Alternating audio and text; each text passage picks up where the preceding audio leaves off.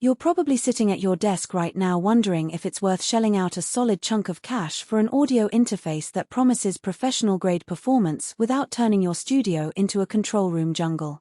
You want something you can hook up, leave on a shelf, and trust to capture every nuance of a vocal take or a drum room bleed, and you certainly don't want to spend weeks troubleshooting drivers or fighting latency spikes. Link is in the description if you want to check the product details on Amazon. So let's cut through the hype and see whether the RME Fireface UFX lives up to that promise, or if it's just another pricey box with a glossy brochure. First off, the biggest hesitation most buyers have with a unit like this is the sheer amount of I/O.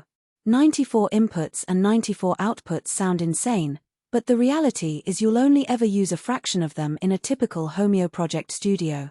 The question becomes, does that massive routing flexibility actually translate into day-to-day convenience, or does it just add a layer of complexity that you'll never need? The Fireface UFX is built around a USB 3.0 connection that can sustain the full 94 in 94 out stream without dropping frames, which is a huge relief if you're recording a full band live and want to keep everything on one track.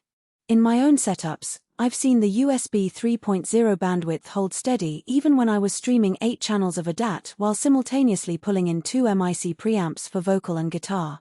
There's no audible hiccup, and the latency stays well under a millisecond, so you can monitor directly with almost zero delay. Who should care about that?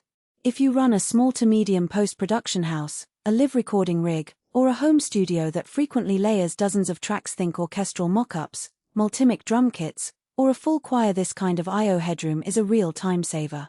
You can patch a whole ADAT expander, feed a stereo mix to a monitor controller, and send separate mixes to musicians' headphones, all without needing a separate rack of converters.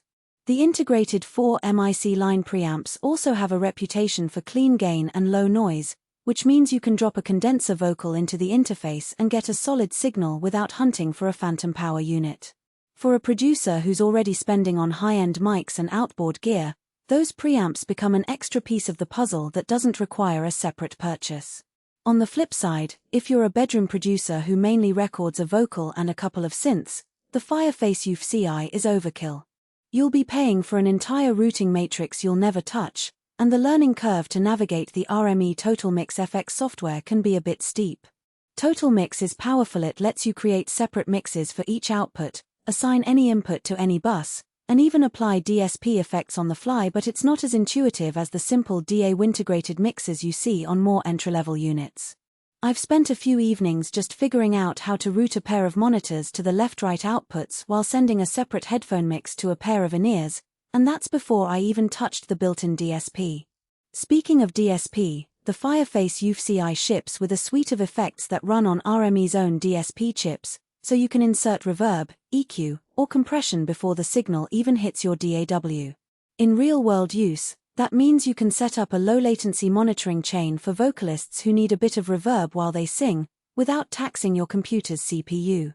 It's handy for live streaming sessions where you want a polished sound but don't have a dedicated mixing console.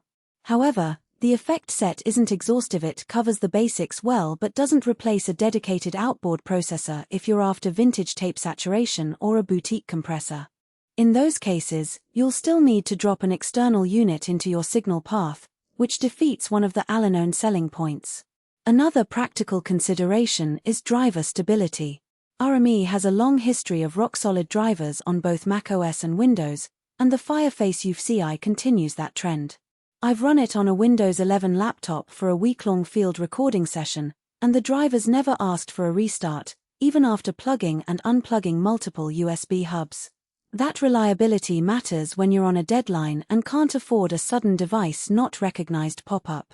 The downside is the price tag. RME isn't cheap, and the UFX sits comfortably in the upper mid-range. If you're budgeting, you could get a comparable number of inputs and outputs by chaining a couple of smaller interfaces, though you'd sacrifice the seamless USB 3.0 single cable setup and the low-latency monitoring that RME delivers out of the box. Now let's talk about the physical side of things. The unit is a solid slab of metal that sits well on a studio desk, and the front panel layout is logical once you get used to it. 4 preamp knobs, a series of LED meters, and a few buttons for